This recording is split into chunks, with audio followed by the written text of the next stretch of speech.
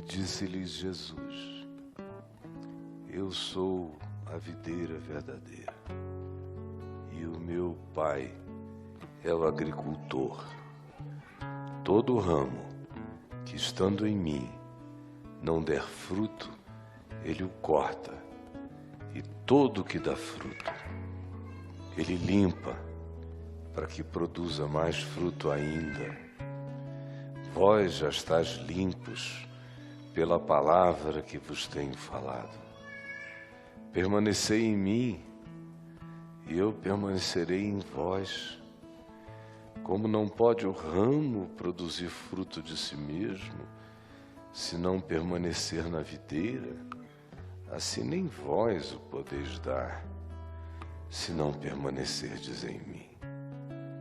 Eu sou a videira, vós os ramos. Quem permanece em mim e eu nele, esse dá muito fruto, porque sem mim nada podeis fazer.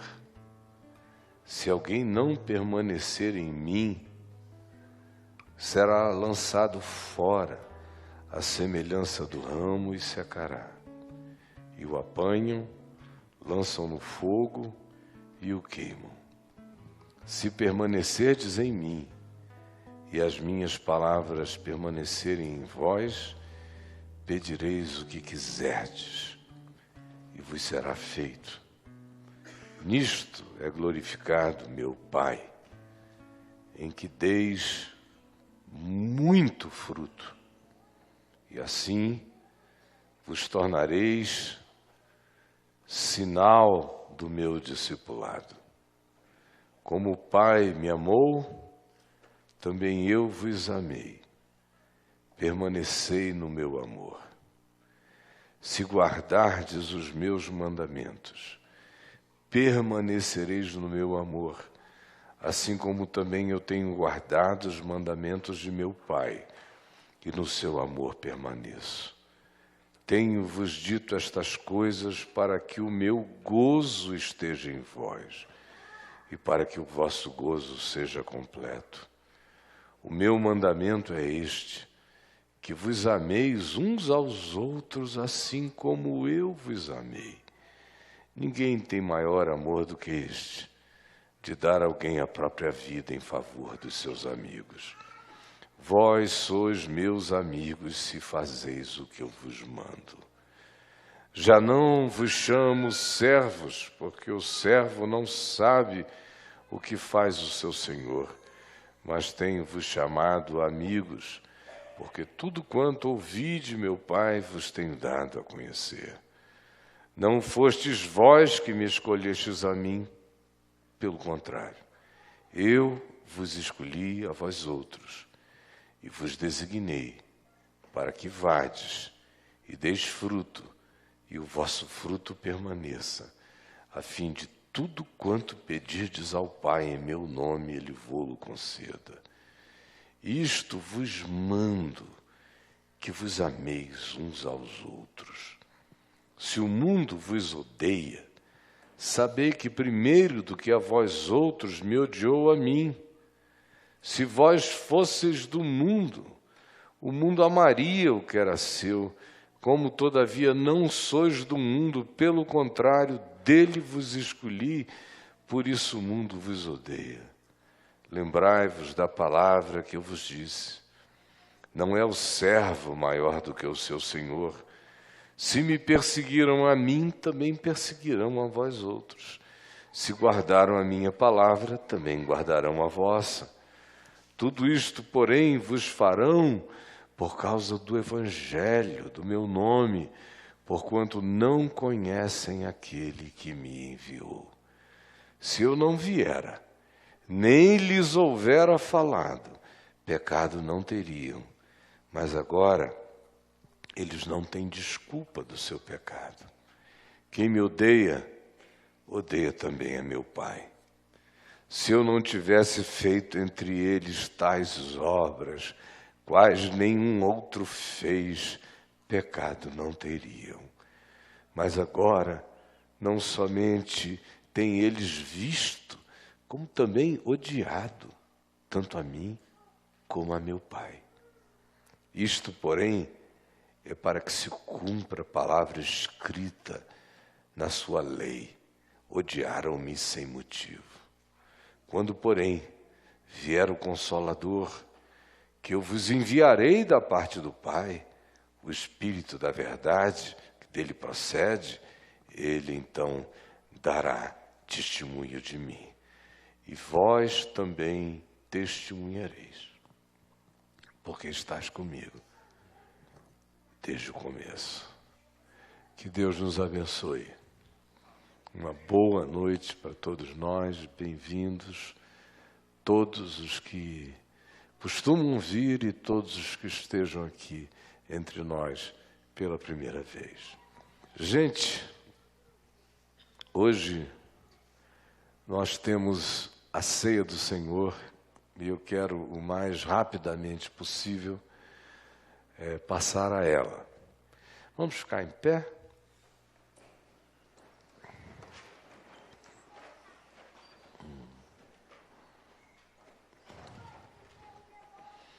Vamos pegar nas mãos uns dos outros.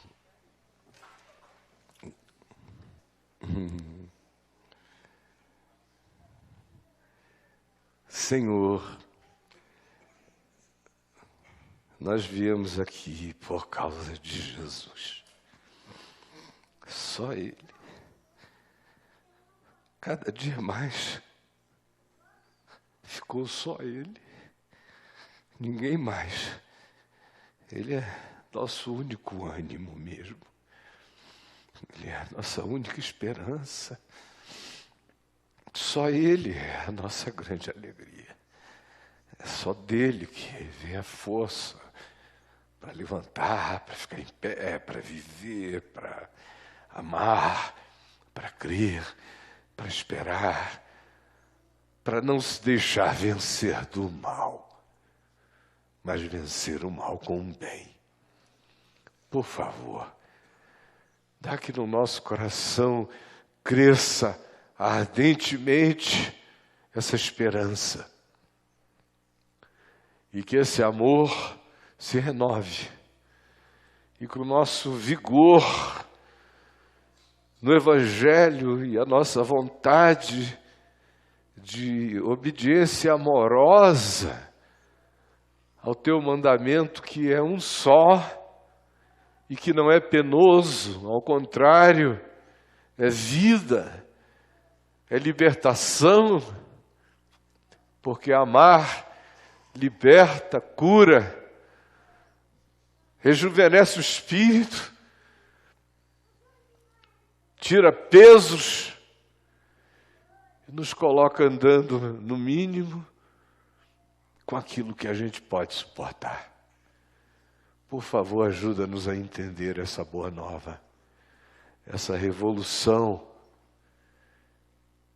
e esse significado ímpar. Em nome de Jesus. Amém.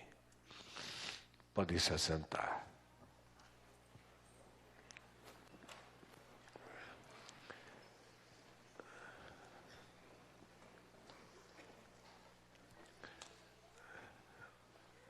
Os 4 evangelhos, Mateus, Marcos, Lucas e João,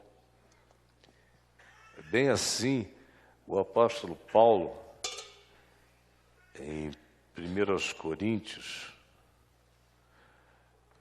são unânimes na afirmação de que o Senhor Jesus, na Páscoa, na noite em que ele foi traído,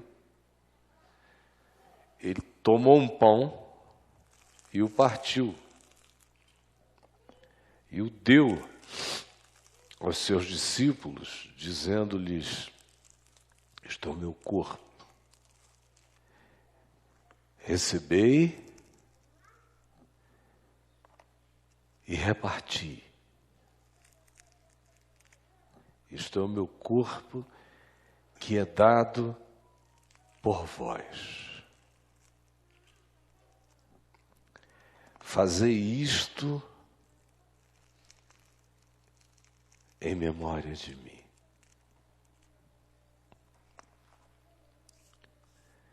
E por semelhante modo, depois de haver ceado, ele tomou um cálice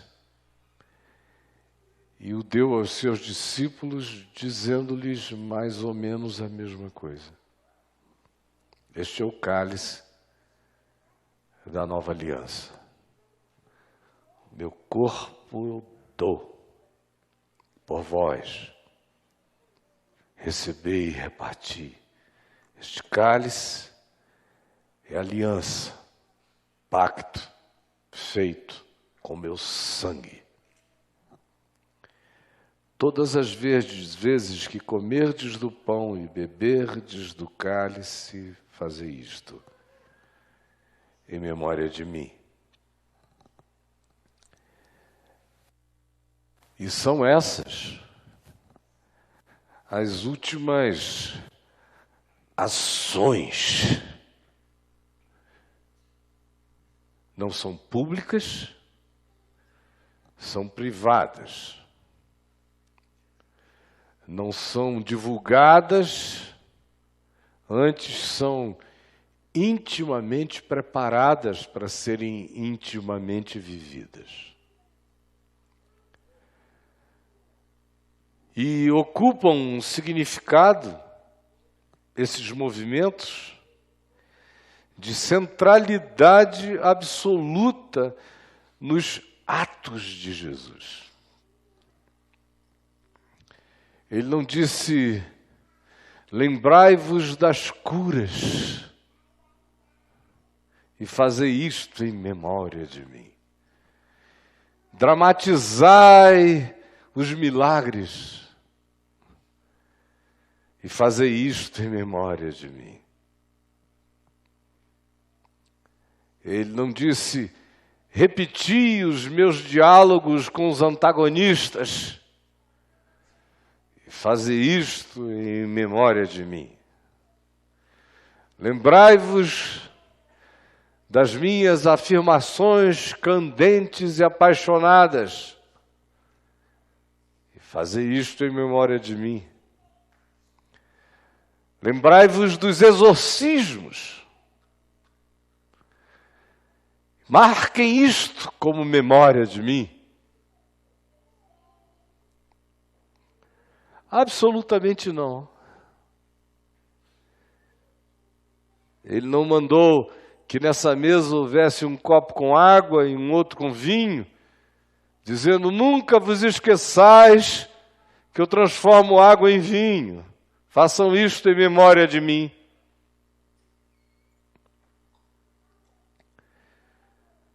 Ele não disse, reuni-vos e pretendei que um de vós está morto, chamai-o e que ele ressuscite, para que isso seja feito em memória de mim. Não.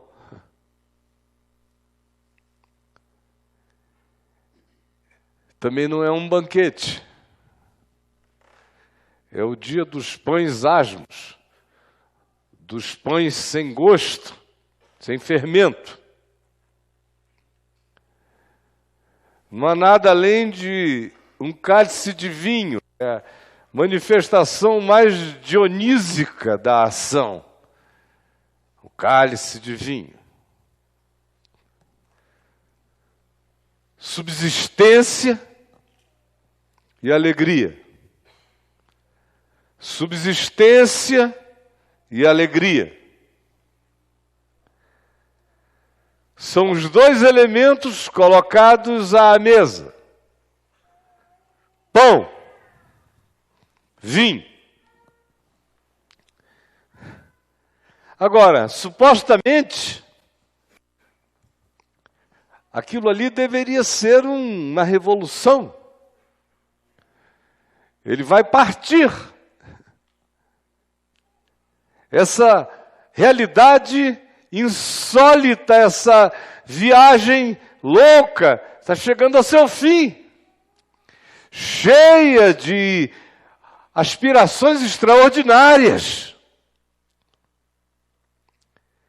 Interessante é que todas essas aspirações estão divididas em duas grandes expectativas de resultado.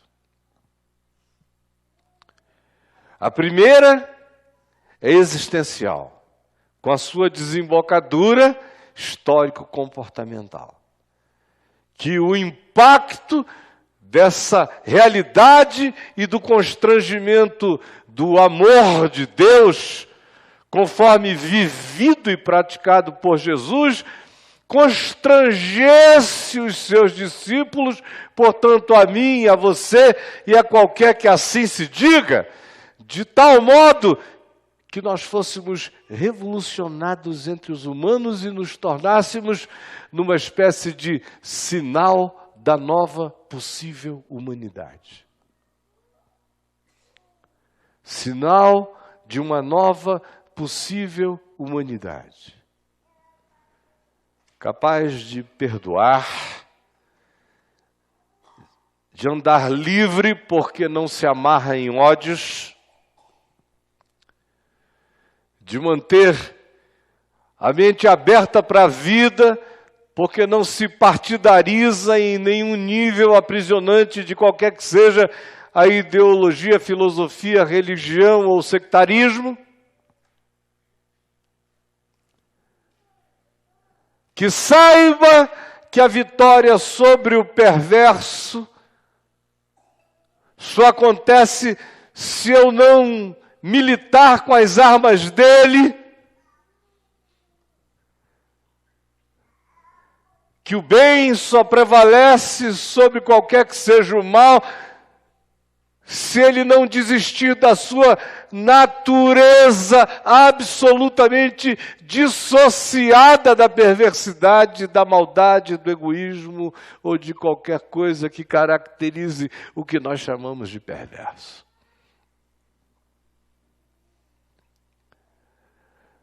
Ele esperava que essa revolução plantasse a própria exultação da ressurreição no coração das pessoas que creem nele. Que elas caminhassem e atravessassem qualquer que fosse a vereda no espaço-tempo, na história, na terra, nas contingências da morte, atravessassem tudo isso, exultadas pela ressurreição e pela vida. Essa era a primeira expectativa. Esse primeiro projeto. O segundo é que, como decorrência disto, esses indivíduos assim possuídos e tomados por essa consciência dessem o fruto natural disso nas suas relacionalidades múltiplas.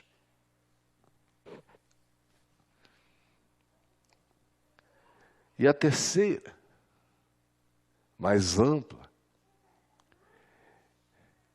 é que eles ensinassem uns aos outros a viverem tangidos pelo poder da ressurreição, do amor, da misericórdia, da justiça, do acolhimento, da inclusividade, da verdade, crendo que o Evangelho é o único instrumento possível de vitória contra o ódio. O Evangelho não como um pacote religioso, como espírito, como vida, como entendimento, como compreensão, como discernimento, como pensamento, como emoção, como atitude, como decisão, como escolha, como caráter. E que o fruto disso impactasse a percepção dos observadores, como ele disse, para que eles vejam que vocês se amam. Porque se vocês se amarem uns aos outros, essa é a única chance que eles terão de saber que Deus está de fato no meio de vós. Do contrário, Nenhuma manifestação de Deus acontecerá assim se ela não for validada pela prática do amor simples, que dá copos d'água, que veste quem tem frio, que acolhe o marginal, que socorre o angustiado, que tem ouvidos para aquele que, tendo tudo, não tem nada e é vazio, que tem coração para a vida, que tem coração para o mundo, que tem misericórdia da miséria humana, da desgraça humana, da idiotice humana, da presunção humana, e perdoou o mundo em Cristo Jesus. Esse começou a ficar livre. E as implicações dessa existência são revolucionariamente libertadoras. Mas eu disse, a macro perspectiva dessa exultação esperançosa, que como uma verdadeira revolução, ele espera que se mantenha viva em nós, é essa de que dos céus se manifestará o Senhor Jesus com os anjos do seu poder, manifestando justiça contra todos os que não conhecem a Deus, porque o tendo conhecido se rebelam contra o amor, a verdade, a justiça e a vida. A terceira manifestação, portanto, é caminhar nessa exultação da esperança, sabendo que temos que nos entregar como dádivas de amor misericordioso a Deus, amando a Deus no próximo, que a única forma que eu tenho de amar a Deus é em ti, é na vida, no mundo, é no meu próximo, o resto é blá, blá, blá. Mas sabendo que conquanto eu deva, possa e envie todos os meus esforços, existe algo no mundo, bestas que emergem do mar e da terra, forças que se jungem, políticas e religiões da morte, conjunções todas do egoísmo, conectado em redes de destruição da vida, de tal modo que o homem é a sua própria sentença enquanto é como é, e o mundo já carrega o seu próprio juízo enquanto for como for. Mas eis que chega esse dia em que se houverá, todo o olho verá. Esse que é Rei dos reis e Senhor dos senhores. Então se verá o Filho do homem, vindo com grande poder e glória. E todos o verão, até mesmo aqueles que o traspassaram. Então haverá novo céu e nova terra, nos quais habitam justiça. É isso. Ele não mandou organizar um partido político. Não. Eu sou um ser político. Eu vivo na polis. Sou um ser da sociedade, das relações humanas. Se eu sou cristão, eu me importo com o destino da sociedade. Se eu sou de Cristo, eu me solidarizo com a condição humana, não só a dos que não têm pão, mas também me solidarizo com aqueles que têm muito pão e morrem de angústia e vontade de se matarem, porque não tem esperança, porque nem só de pão vive o homem, mas de toda a palavra que sai da boca de Deus. Isso é me importar politicamente com o que acontece. Mas eu não tenho um partido. Não posso ter. Se eu tiver um,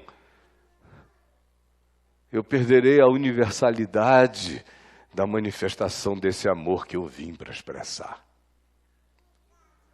Eu abraço causas, mas não as deixo serem batizadas por nada e não ninguém que não seja a minha consciência no Evangelho.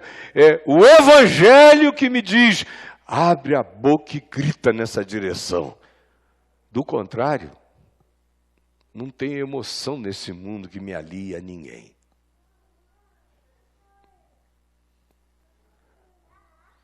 Mas Jesus não mandou que nos sindicalizássemos. Não estou dizendo que é para você não participar de um sindicato. Estou dizendo que, como movimento da fé, nós não somos sindicato de ninguém, nem de nada. E tanto mais quanto queiramos ser somente profetas da Boa Nova, mais livres temos que ser.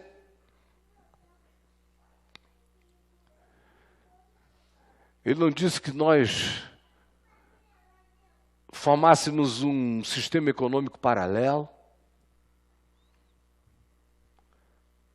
a gente criasse uma espécie de Banco do Vaticano,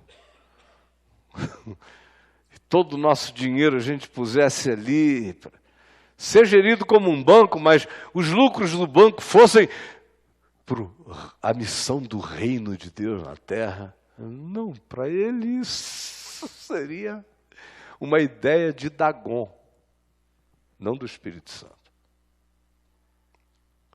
Não. Estou dizendo isso porque muitos de vocês ficam querendo saber o que fazer. E não entendem que não tem nada mais horrendamente revolucionário do que isto aqui. Isto aqui.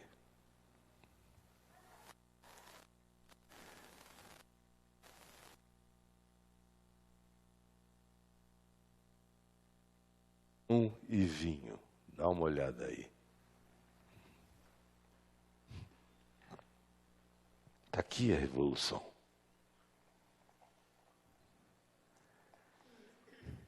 Subsistência e alegria. E uma comunhão em torno. Olha os assuntos. João 13 nos descreve a agenda daquela noite e daquele acontecimento. Primeira coisa que se diz é que ele, tendo amado os seus que estavam no mundo, amou-os até ao fim.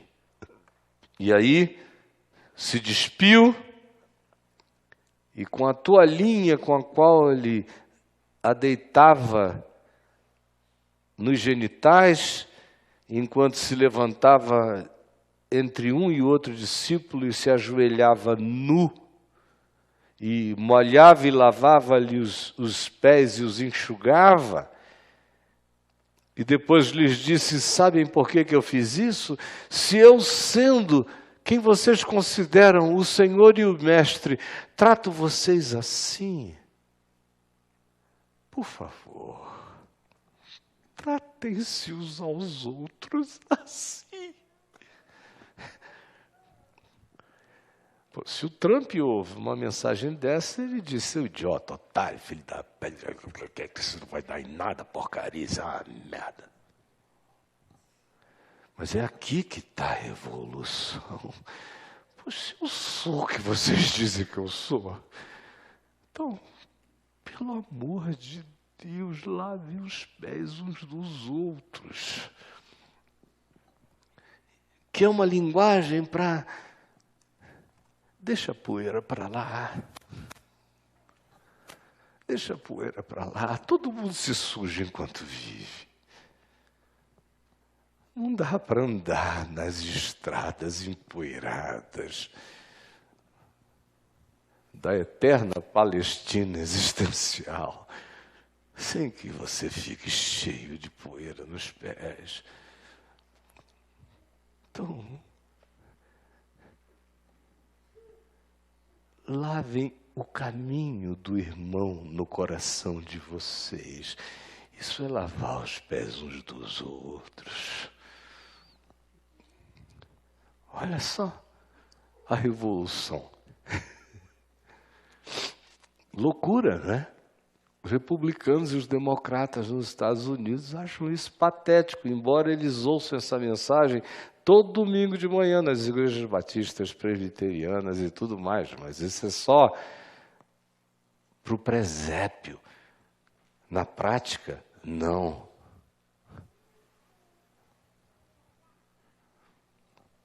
Mas se você quiser ser um desse miserável, desprezado, odiado, sem motivo, vivendo a mais virulenta de todas as revoluções, pelo amor de Deus, faça isso.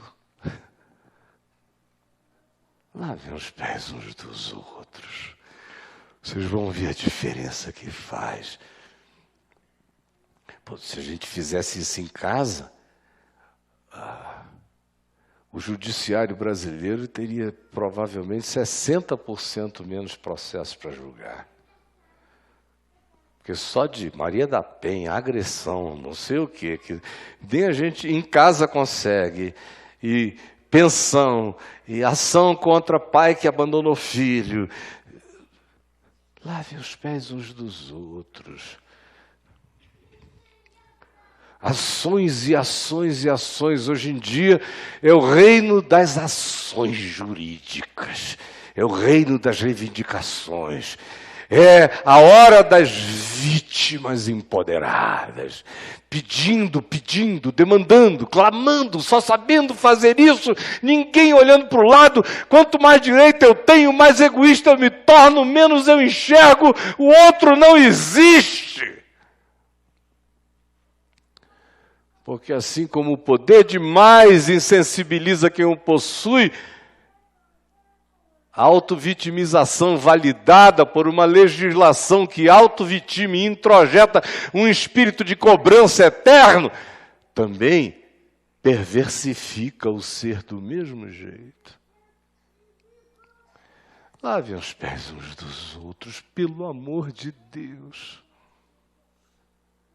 Aí ele vai mais adiante. Peço que você em casa leia tudo.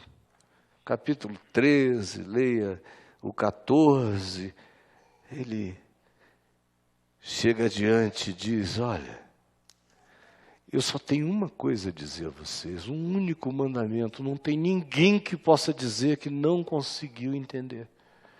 Moisés deu 10 e centenas de aplicativos daquilo ali, numa perversão social extraordinária, fazendo com que a prática daqueles aplicativos fizessem de qualquer sociedade uma sociedade completamente fascista no seu moralismo e no seu desejo tarado de provocar asepsia social. Não. Eu só tenho um mandamento: que vos ameis uns aos outros como eu vos amei. Porque o meu amor por vocês só é validado como entendimento se vocês me amarem no próximo. Essa é a revolução. Você já imaginou isso sendo praticado?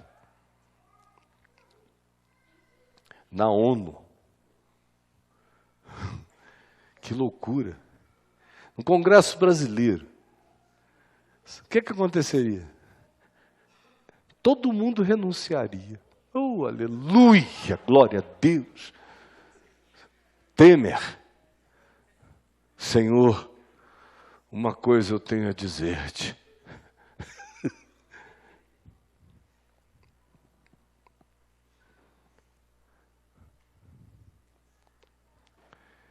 Renuncio. Por amor ao reino de Deus. Não me agarrarei a esse poder.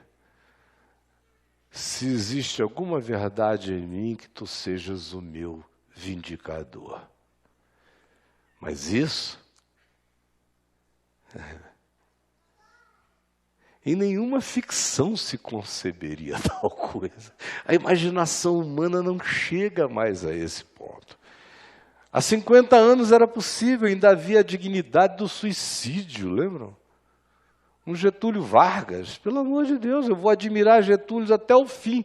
Não sei quais foram as forças misteriosas. Mas, pelo menos, ele fez um monumento de dignidade. Não, hoje não existe mais a bênção do suicídio. Era? Não existe mais. Certos suicídios são verdadeiros benefícios sociais.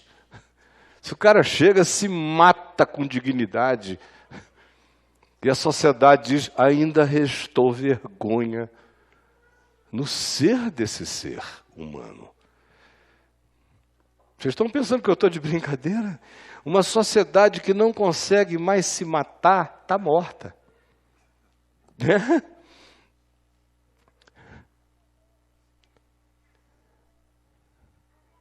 Ela ficou amorfa. Ela virou uma lula gigante, assim, um molusco sem caráter. Aquela coisa. Mas vem Jesus e diz isso. Esse é o meu mandamento. Você quer ser meu? Então, ame o próximo como eu ensinei a amar, sem romance, sem dramalhão.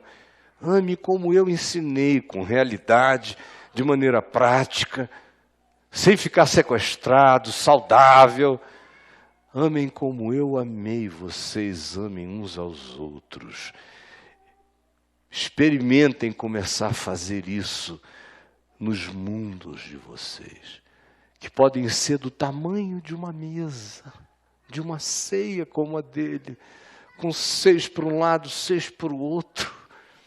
Já dá para começar.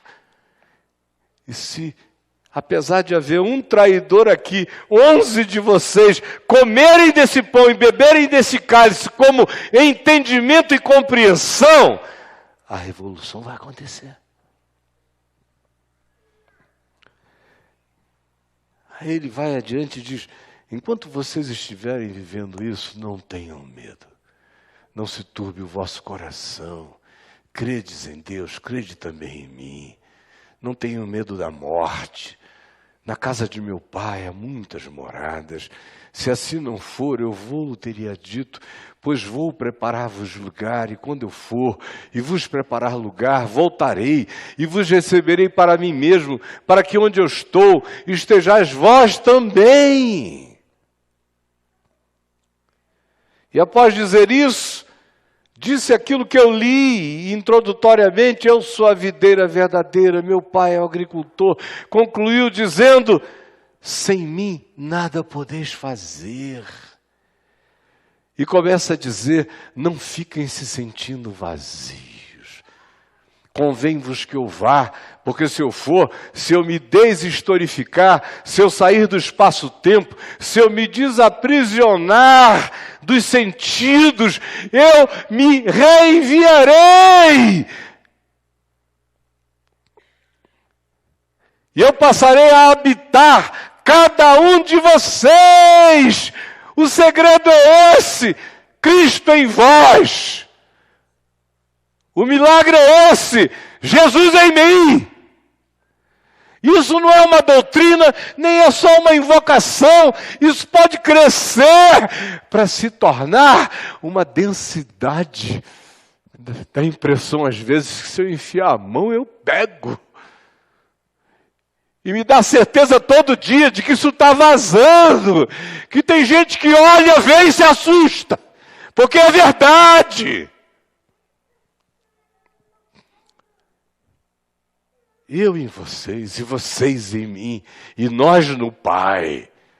E vocês se amando uns aos outros, lavando os pés uns dos outros, e vivendo essa paz ultra circunstancial, que sabe que a paz que eu vos dou não é como aquela que o mundo pode oferecer. Eu estou lhes dando uma paz que é ultra circunstancial. Apesar de todas as conjunturas, vocês identificarão uma presença estranhamente pacificadora.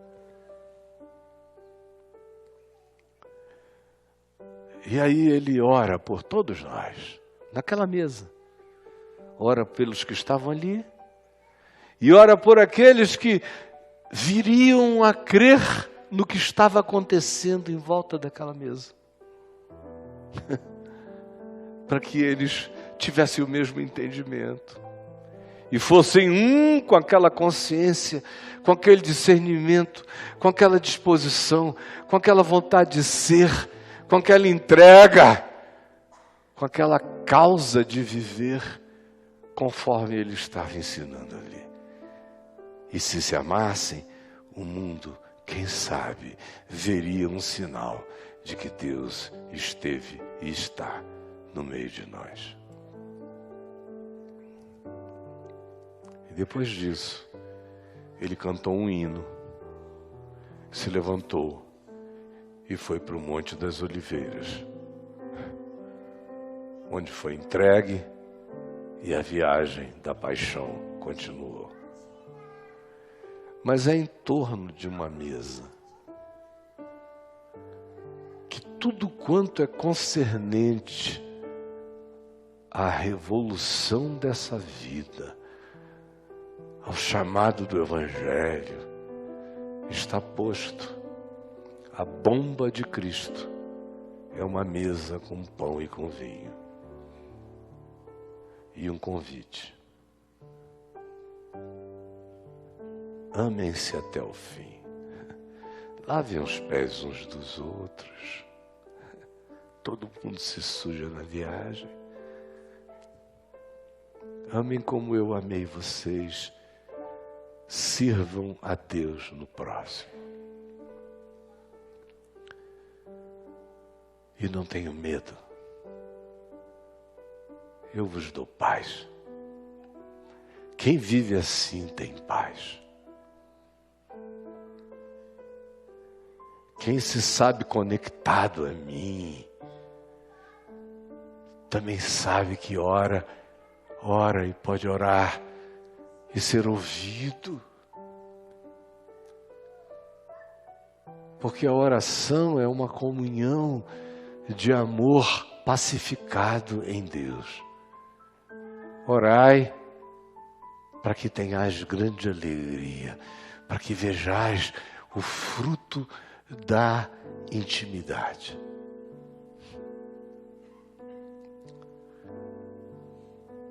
E tenham um olhar universal da vida.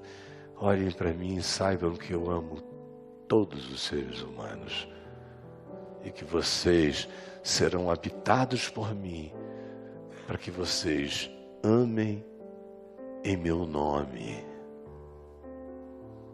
sofram em meu nome, se alegrem no meu nome e vivam com essa paz, com essa exultação, e que vocês sejam um sinal de uma nova humanidade possível. E não é nada complicado. Começa em torno da mesa da tua casa. Ou começa no partir do pão com amigos, com uma atitude não ritual. Isso não é um ritual. Quando a Igreja Católica chamou isso de sacramento, matou o acontecimento, porque fez disso algo sagrado, perigoso. Não, é santo, atraente, e é uma oferta universal, simples, pura, coloquial, é íntima, é com quem está junto, é aonde dá para receber e repartir. e continuar a viver, mesmo sofrendo a decepção dos traidores. Perdoar o traidor e seguir desamargurado. Esse é o grande milagre. Vai chegar a hora, como diz o Evangelho, em que o mundo conhecerá todos aqueles que viveram assim. Seja você um deles. Se ofereça para começar a revolução do pão e do vinho. Recebei e reparti. Vamos ficar em pé. E enquanto nós cantamos um hino, como aconteceu naquele dia, eu quero pedir a vocês, meus queridos, para me ajudarem a distribuir aqui o que nós estávamos cantando bem no iniciozinho, que é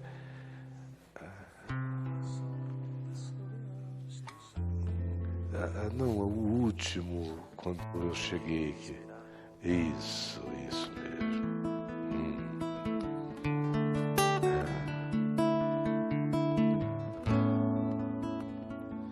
Este é o meu Respirar. Este é o meu respirar. Deus Santo Espírito, vivendo. eu queria chamar a minha mulher para vir até aqui. Eu não sei onde ela está. Está ali. E este é o meu pão. E este é o meu pão. Tua vontade feita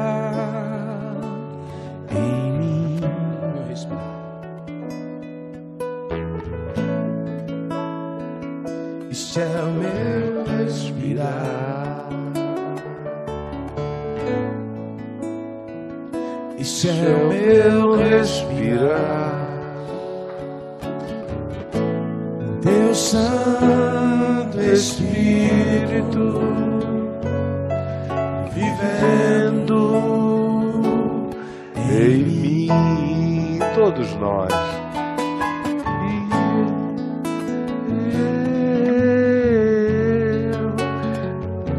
Eu nada Sou sem ti. E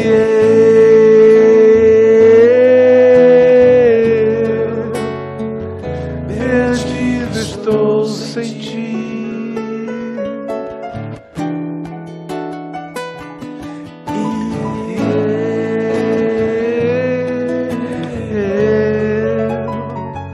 eu nada Sou sem ti.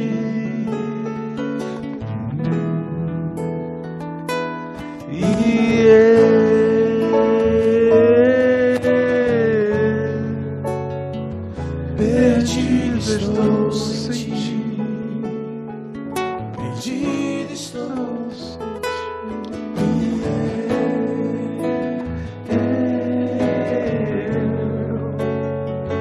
eu nada Sou sou sem ti. meu Jesus, meu Jesus.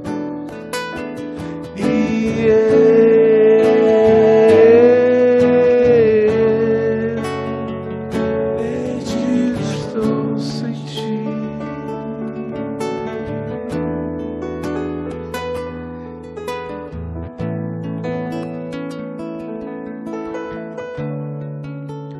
Na noite que foi traído, o Senhor Jesus tomou um pão e o deu aos seus discípulos, dizendo-lhes: recebei e reparti.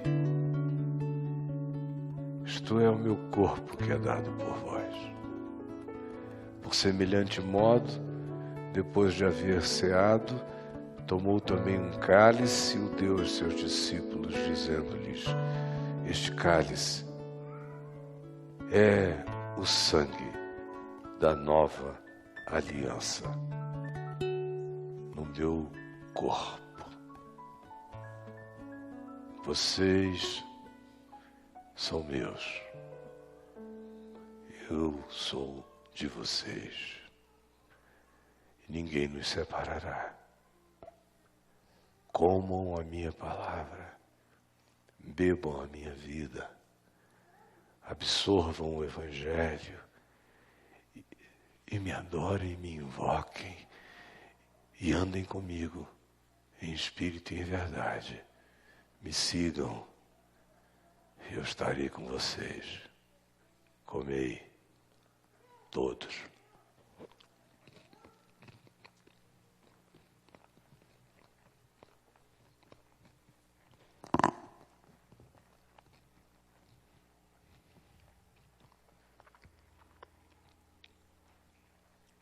E bebei todos.